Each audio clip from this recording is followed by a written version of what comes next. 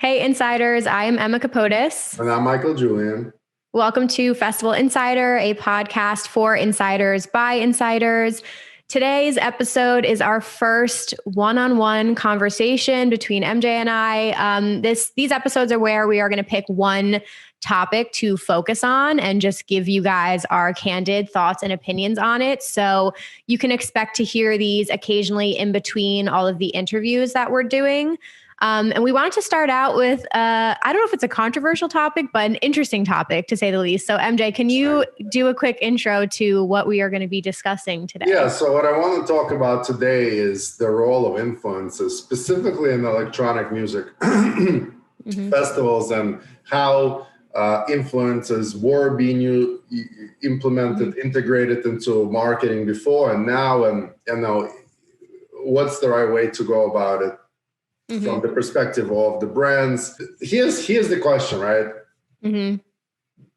So I've seen this a lot, a beautiful fitness model, and a festival tagged and lots of comments. And the first question I always ask is like, why in the world would this work for the festival? Like, okay, they're getting this young lady to post something where she's going to the festival. But are they asking themselves, is anyone from her following going to the festival, or is going to the festival? And so what I started doing, I started researching, and I found that tons of the influencers that were posting something about the festivals, the comments were, people that weren't old enough to attend the festivals, or that don't like electronic music. So what's the excitement about someone going and, having their outfit on, say, I'm going to EDC,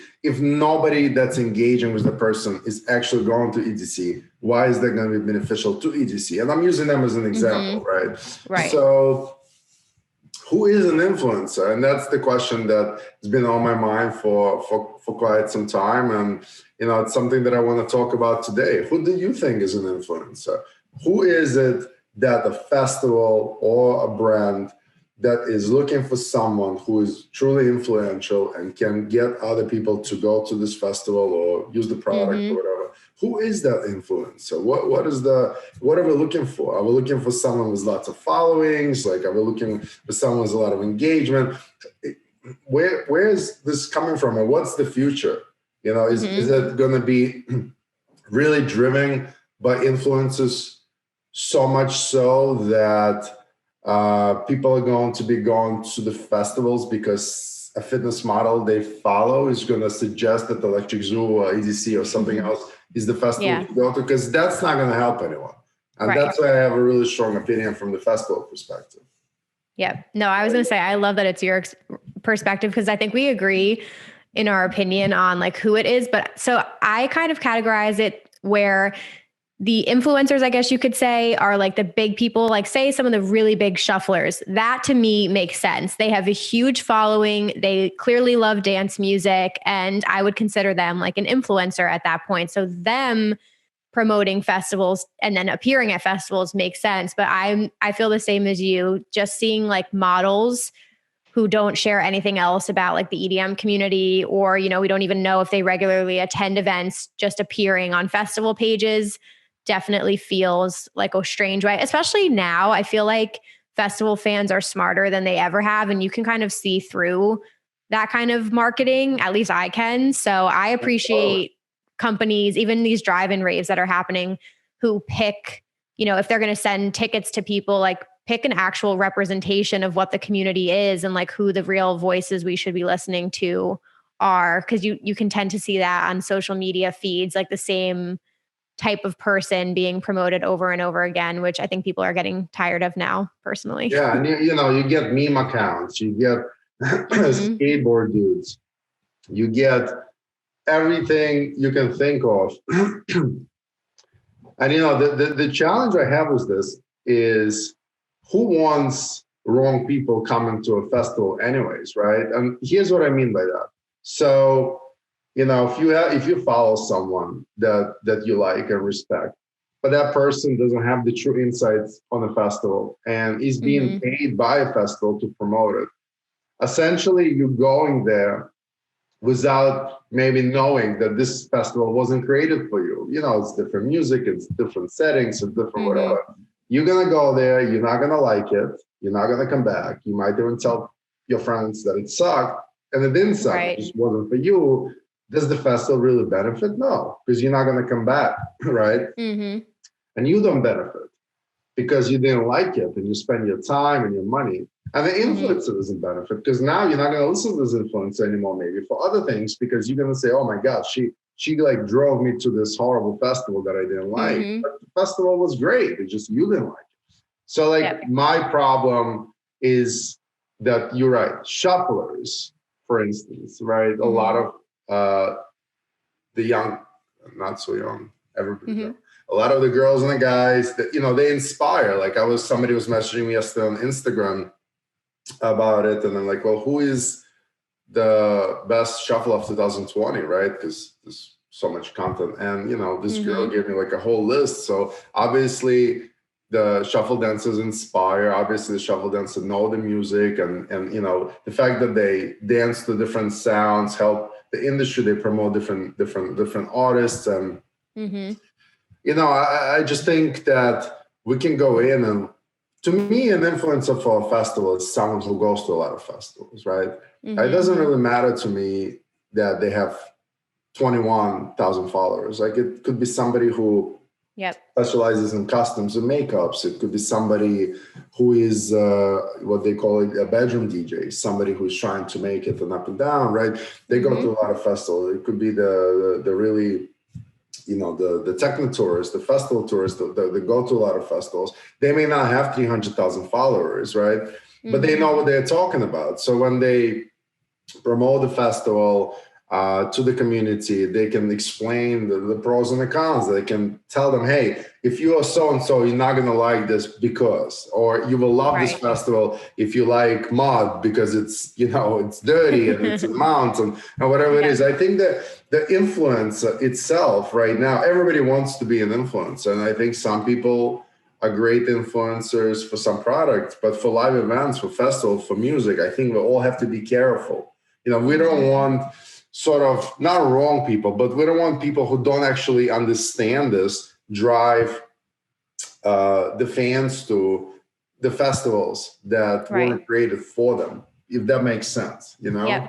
Yeah. Well, I'm wondering too, like, are those people even converting sales? Because sometimes some of the really, really big influencers, like say you have 1 million followers or something like that, don't even have high engagement rates on their platform. So like, are they even converting sales or are they just mentioning it on their stories or promoting it? And like, yeah, they're getting more eyeballs on the festival, but are people actually even buying tickets to it is my question. The crazy thing is, in my experience, so this doesn't go for everyone, but in my experience from people that I've been speaking to in the industry, nobody really checks. So what happens is when the post is being made, I'll give you an example. A skater dude and a beautiful fitness model have a t-shirt with a festival on it, right? I think the way it's being measured is in impressions and engagement. I don't think that anyone is actually measuring if there is conversion. And again, you know, a skater dude, most of his following may be in the mid-America, and for a festival that takes place in Miami, you know, and his following might be younger than the festival minimum age even is. And obviously zero understanding of whether or not his followings is into electronic music as well, you know. So if they are not into electronic music and he's promoting an electronic music festival, that's what I meant by like a wrong festival. These guys are going to come there because this is someone they look up to, and they're going to be extremely disappointed, and then nobody really wins, you know? Yep. No, I agree with you. I mean, so it's interesting. I don't know if you were aware of this, but a lot of the times on Twitter or even on Instagram, the term itself, like EDM influencer, gets kind of dragged a little bit because people are like, what even is that? Like the fact that you even consider yourself an EDM influencer, like what do you like kind of think of yourself? But I think it just depends on what angle you're coming from. Like I personally don't use the term. I use the term content creator because that's what I do. I create content. But I do think some people get into this job, I guess you could call it, wanting to be an influencer or whatever they think that comes along with all of it. So you brought up like, how do you even become an EDM influencer? And I kind of wonder that as well. Like, is it more people are trying to approach it from the angle where they want to just like model and wear outfits and things like that? I got a lot of followers, can I Yeah. get some free tickets? Literally, that's the conversation. And my answer is, Yep. no, I'm not sure, how everyone else does it. I guess everyone deals with it differently. But, if you want to be a true influencer, the one thing you got to be is you got to be authentic.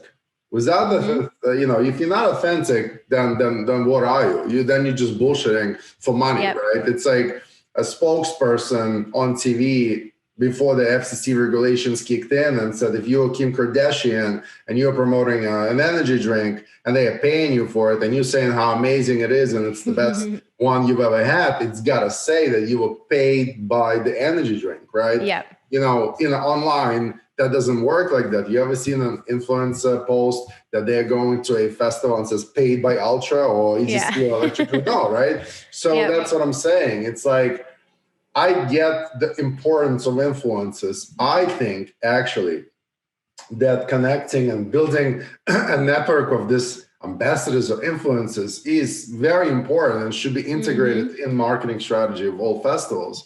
The key, though, is not to go for the numbers. I think this is one of my problems. It's like, how do you define and how do you analyze who is better for you? And, to my fellow kind of event organizers, like, hey, let's not encourage and set standards that we are paying someone, $1,500 for a post because they have 700,000 followers. Like, that is not going to be helpful. Let's instead identify who the real influencers are. There are people that travel to festivals all around the world and truly can speak of the festivals, and they can become an influencer in a way where, you can pay them. And they can go and they can say, listen, you want to go to this festival, this is why I would go. I love this about it. I love this about it. It's, great location. The weather is awesome. They have stages, the production of the whole. However, if you really want to listen to the bass music, this is not one. If you want to go somewhere with like high-end or VIP, this is not the one. If you're looking for culinary experiences, don't go there. That's authentic, right? I'll pay you to say those things about me if I don't have that in my festival, because I don't want people coming with expectations that I have something when I don't have it. All that is going to lead that's just going to lead for people being disappointed. No one's going to win, So is this so much, I really think me and you should invite some people from different perspectives, maybe someone who runs marketing at a bigger agency and artist management companies and then, the festivals, and then speak to those influences ourselves. And I think throughout, maybe understand and help kind of put it in a place where the influencer that's promoting a festival is someone authentic and is being, the performance of their post is being analyzed based on metrics that actually matter to the organizers. Right. So not just sales, but the follows, from that post and qualitative comments, real engagement, shares, and I don't think it's there now. Yep. Well, I have a question for you too. As far as like festivals and what they consider maybe like a real source of media or a real source of like PR. I know social media marketing is still somewhat new, or like, the use of influencers is still somewhat new to people. And I like that you brought up ambassador programs. I think that those are awesome because you're going to get a wider range of people. And there's so much power in micro influencers and content creators because they have the engagement and people will listen to them way more than they're going to listen to like a fitness model. But I'm curious, like, do you think festivals are going to get to a point where they have maybe a wider, I guess, like range of who they consider media? Because I know I've had experiences where I've worked with smaller festivals and have gotten media passes through my YouTube channel, but bigger ones are like, you're not a real source of media, which I find interesting because I've had experiences where I've, one festival in particular had an interesting situation happen. I put it in one of my vlogs, and the festival ended up reaching out to me about the situation that happened. And I was like, I'm not going to lie in a vlog. I'm going to be honest about every single situation 100%. that happens. I think that's the key. Like, if you're afraid of say the truth, then don't be in media, right? Right. I have very different opinion about a lot of the stuff. Let me regroup, because you've said a lot of things. Yeah. My ADD brain is trying to like go over. So let me come back and tell you this. Once upon a time, people went to a specific festival because of production, because of the lineup, and factors in between. Yep. Eventually, what's happened is we started having so many festivals that the lineup and production sometimes were just identical. I mean, literally the same company sometimes would do the production. And so people started leaning towards choosing the festival to go to based on where their friends are going. And that kind of created this ambassador movement, so to speak, because, you know, if you are a popular Emma, and, you know, you are going to one festival over another, and because the lineups were so similar and productions were similar, in most cases, people tend to start going where the popular people were going. By popular, I mean, like, let me rephrase. They were going to, why am I going to rephrase it? They were going where the popular kids were going. Now, that doesn't mean, and never meant, that the popular kids knew that that's a better festival. They're just where they went, and everyone followed. And that's kind of the foundation of the influencer market, I think, in a way, right? And so what happened is when social media really blossomed and people started having these accounts everywhere, then it kind of switched to influencers being really important, and everybody jumped on it because, oh my God, influencers, we got to get them, we got to get the ones with the biggest accounts. That was the thing. And so the ambassador program stayed. Like at the Electric Zoo, we have one that's very successful. And, you know, we know truly that people on the ambassadors are someone that have a lot of passion for the festival. They love it. And, you know, they are going right to the festival themselves, and also spreading word about it and helping us educate people about what we have, the theme, the lineup, what not. So that's very, very helpful. And then we have the influencers. And, you know, to be honest, at Electric Zoo, for us, influencers is just ambassadors with big following. So we just work with those who we know attend, they love the festivals, and we totally don't mind whatever it is that they don't like about us. They can share with the world. It's fine. But that's like an authentic kind of way.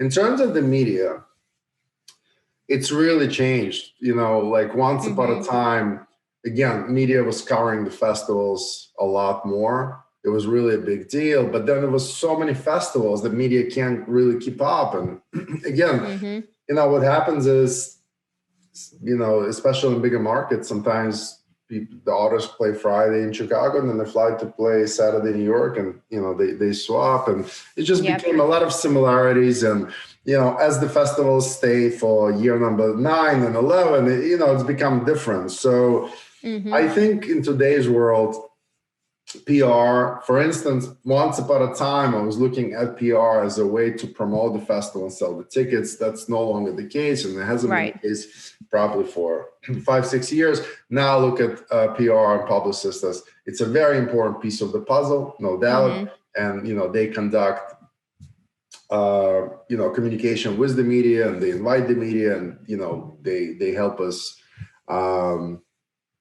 If God forbid something, you know, needs to be addressed, you know, you need a publicist. So it's very important, don't get me wrong.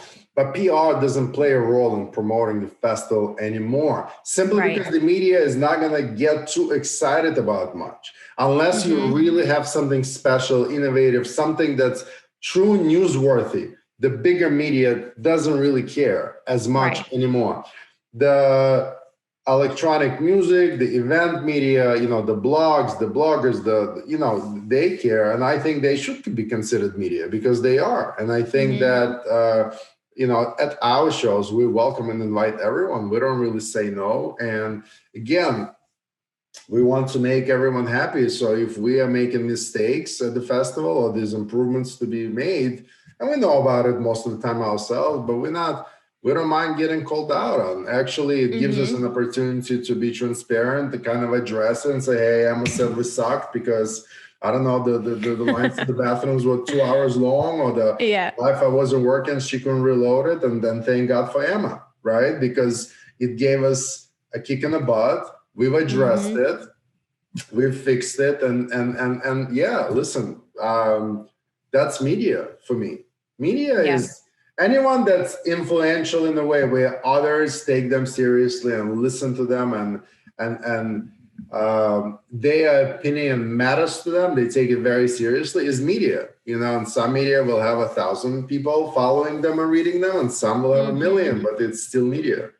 Yeah. And I think what you just said, what makes a successful EDM influencer, I guess you could say, is like somebody who's credible, because at the end of the day, if there's somebody who like never talks about festivals, or it's clearly not their main interest, then why am I going to listen to you over somebody who maybe has a blog and writes about them or attends them regularly? Like, I'm going to look at somebody who's going to give their honest opinion, and somebody that I like know and trust and probably can relate to a little bit more, because if you like an event and I like you, then I probably will like that event as well. So I think anybody who wants to become an EDM influencer should definitely think more about just, I think, attending a lot of events and building up your trust as a creator, and having like being open with your opinions and sharing things like that, versus just being like, say, a model or something like that. Because I think a lot of people feel like to be an EDM influencer or an influencer in general, you just have to be good looking. And that's like absolutely not the case,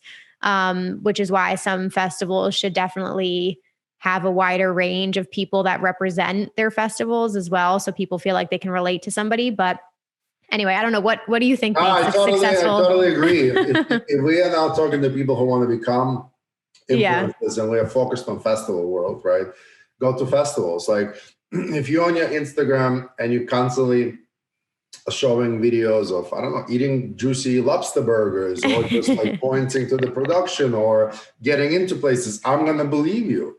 I'm going to believe you, and you're going to be, in my eyes, an influencer because you go to 8 festivals a year, and I, the regular, person who can do 8, I go to 2. I will listen to you because you get around and you watch and you can compare, and your opinion matters. So I think, I know it's not easy. It's easier than not, but I think the influencers themselves should be to the festival. Like, hey, if we are working together, our relationship is not for me to tell everyone how great your festival is. Our relationship is for me to go and highlight a lot more at your festival on site. Because honestly, the biggest moment of every festival isn't the marketing in between, it's actual festival. If your festival did really well, you will sell the tickets next year. And marketing is obviously the key. And, the numbers make a big difference. If you sell 80,000 or 90,000, could be a difference between making money and going bankrupt. Yes. But your biggest marketing moment is not your lineup announcement. It's not your announcement. It's your festival. It's on site. Same thing. The real influencers should be on site, showing people the beautiful things about the festival that they mean from their heart, being authentic. And I think that's the way to build it. And then throughout the campaign, they can talk about things. They can pick specific topics or parts of the festival. And if they want to recommend it to the fans, let them recommend it and explain why. Not just stand there and say, who is ready for Electric Zoo? Like, that's not what we want. And at the same time, I get that it's complicated and easier said than done. Hey, you're my influencer, but if we suck at something, tell everybody. Yeah, of course, we would prefer that you tell us in private so we can fix it. However, to stay true influencer, I think you gotta do both good and the bad, because if you always are good, I wouldn't listen to you anymore.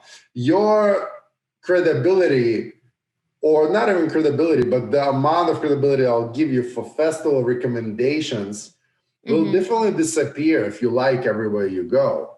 I would rather you talk about the good and the bad so that I can trust you, so that next time you tell me, go to day zero in Tulum, it's really crazy. I love it. It's one of my favorite festivals. That alone is enough, because now on your social media, you've built that story that I trust you. I'm like, look, she goes to the festivals I like. She points out things that are important to me, good or bad. You know, the music aligns. Those are the influencers. So now, okay, let's say a big influencer costs you $1,500 a post. And by the way, I'm making this up. I don't actually know what it costs. You know, isn't Probably it a lot more than that.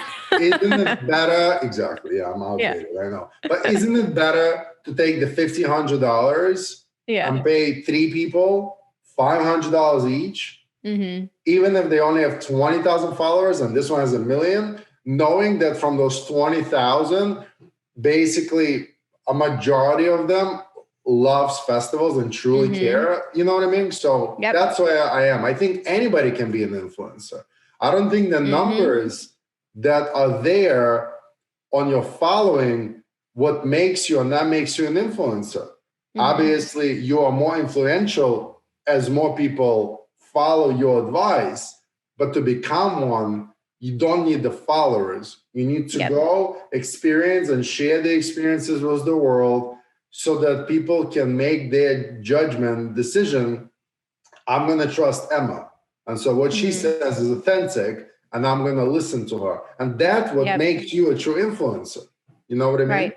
Yeah, I agree. And I would say just like be honest with yourself, like genuinely be honest with yourself and your intentions. Like people can clearly tell who is doing it for the free shit and to grow their following, because it's very clear and abundant with their content, versus the people who are like trying to share their passion with others. They're trying to give back to their community. They genuinely are like care about the events and the festivals. Like you can clearly see that. And so I would just say like be honest with yourself and what you want to get out of it. If you want to become an EDM influencer to get free tickets to things, might not work out for you in the end, but definitely it like that comes along with it, but nothing is really free. Everything comes for an exchange of something or work or building up your credibility and all of those things. So I would just definitely like to your point, I'm sorry, I did like gotta jump in. You just made me think about it. To your point, like influences is media, right? In a way. Yeah. They will cover the festival more accurately than anyone else, because their mission is not to write an essay and submit to the editor so we have a story. It's not to create content so that you can create ad revenue. Their mission is to actually tell it how it is. And so it is media, you know, in a way. 100%. And I think that they should look, and when I say the bad, it doesn't have to be something was wrong with the festival. Like when people ask me about the festivals, I always want to be brutally honest. And this is my point that I'm going to go back to a lot during this podcast, a lot. It is one of the very important topics that's always in my head. You're not doing anyone a favor. No one is doing anyone a favor by just praising a festival for everything. Right. Because you're not going to be able to filter who goes in. As an organizer, we don't want people coming in if we didn't create the festival for people like them in the sense of their preferences of music, of production, of site, of everything else. So it's important. This is what I am. When people ask me, like Time Warp, one of my favorite festivals. Do I love it? It's the best. It's one of the best, you know. But I will always tell you, but you got to fly to Mannheim, Germany. There's really nothing there, okay? Yeah. You're going to fly in. You're going to go. The stages, it's in April. It's kind of chilly. It's like through the night. So you have to go outside, walk from stages to stages. It's all house and music and techno, right? And by like, you know, and you have to like go from one stage to another. So you can, you know, it's not as easy. You got to go outside. I mean, like, if you are not into that, you're not going to like it. I love it. Awakenings, outdoor, forget it. I mean, like, honestly, I look forward to Awakenings every year still. Why? It's a beautiful, beautiful site, park, summer, you know, Netherlands, the days are long, like everything you love about it. There's like rides, so I can face my high fears and go on those rides. But it's 8 stages only of house music and techno. There's nothing else. Okay. And it is a little bit tiring because you got to walk all the time, or you got to be inside of those stages, like sweat boxes. Again, I love it. Yeah. Not everybody will love it. So it's important when people ask me how's Awakenings, to tell them that, because then they're making their decision based on all the factors, and they're not going to come in there expecting anything that's not actually happening, and they're not going to be disappointed, right? Because they knew it was there. I think that's kind of the key.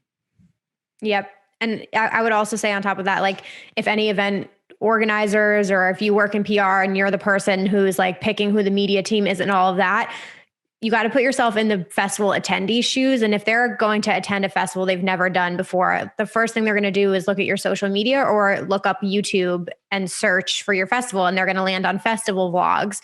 So the people who are creating vlogs and attending your events, that's what people are actually looking at to get an understanding of what the experience is like. So those are the types of people that you want to have like great footage. So people, besides the trailers and all those are like the highlights of the events. The vlogs are what actually happens at the events. So I would just definitely say to think about that. And when you're thinking about the influencers or the content creators who are going to cover your event, those are the types of people who are going to show what the actual experience is really like. That's what I look up anytime I go to attend an event. I want to see what it actually is like. What's the transportation like? How are the lines? What's the security like? Like those are all the things I want to know about. But I think, you brought up such a great point. I never even thought about it. As an organizer, I would so welcome if people would hit me up, and you can do it. Like if you're watching this, hit me up and say, look, I have 150 followers. That's all I got. But in 19, right? In 2019, I went to 7 festivals. And back then, I just wasn't thinking about it, so I didn't care about my socials. But I've been there, 150 people that do follow me. They're all festival goers.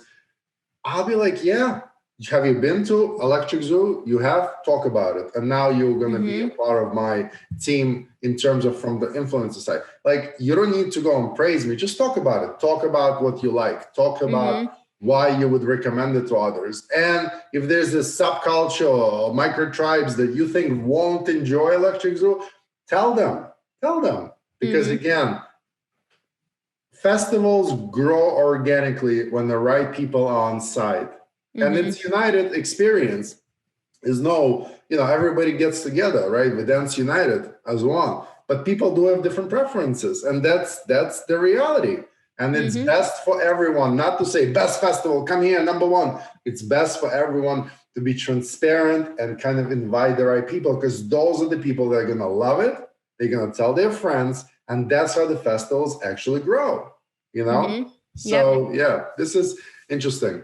we should definitely discuss this with more people that are into it, and we should invite whoever is watching or listening. If you want to be a festival influencer, reach out to us. Maybe we'll give you some meaningful advice how to get started, and maybe even connect you to some festivals that are looking for people like you. Why not?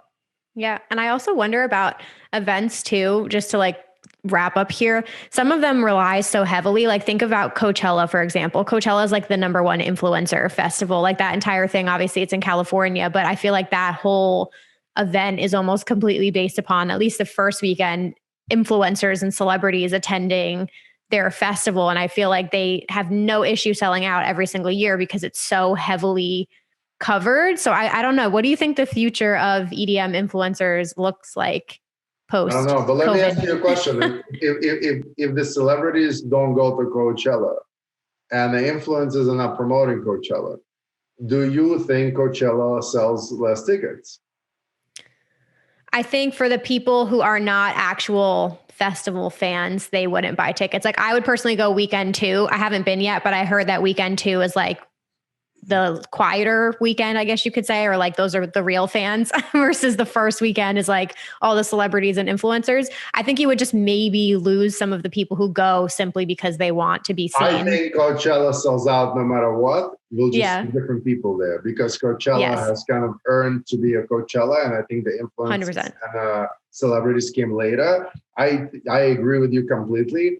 I think if some of that is not a part of the festival anymore, a lot of people won't come because many people come not really for the music, but for the Instagram photos. I'm sorry, but that's the truth. Yes. I went to Coachella, but the truth is the Coachella is so good that I think if these people leave, it'll just open place for others. For the music fans. Yeah. And then, so. Yep. Yeah, it's a great topic, somewhat controversial. And as you can see, I'm like a rookie podcaster. So I get, my brain is like starting to adapt to it little by little, but I think we'll get to it. And I absolutely would love for us to be here. So, hey, if you're a festival organizer, if you're an event promoter, and you're looking for great influences, reach out to Emma and me. And then if you want to become an influencer, reach out to Emma and me, and we'll connect the dots and we'll make some introductions. And this is ultimately the reason for this podcast. We want to add value.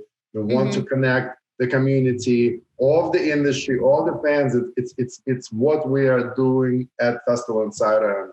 And I'm very happy to help here. Yep. And where can people connect with you? Where can they DM you?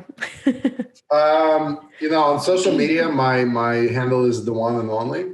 I'm there. I answer. I respond as much as I can. And as we go on and we have this podcast, in comments would be great. Any comment, we'll read all the comments, we'll answer them, and we'll address them with the following. And also, if you guys think we suck, tell us. And tell us how to make it better, and if it's too long or whatnot, but just give us a little bit, give us a chance. I promise you, I'll improve. Emma's already a star. Let me get there, and then we'll start really kicking ass. No, I love this. I think these episodes are going to be so fun in between the guest interviews. And yeah, if you guys have topic ideas that you want us to cover, but it'll just be like a back and forth like this, you can connect with me at Emma Kapotis, and of course the podcast at Festival Insider on Instagram. And yeah, we will be back with guest interviews. We've got some artist interviews lined up, which are going to be incredible. And one thing you could do if you're enjoying this, obviously you can rate, review, subscribe, do all of those things, and share this to your Instagram stories and tag at Festival Insider. Yeah, do all the things. We want to connect with you guys and hear from you. But with all that being said, thank you so much for listening. Any final words, MJ? Yeah, send us ideas of what is it that you want us to talk about. Any particular guests you want us to invite, and we'll work on it because we're here for you. We're doing this for you. Yes, 100%. Anyway, thank you guys. We'll see you next time.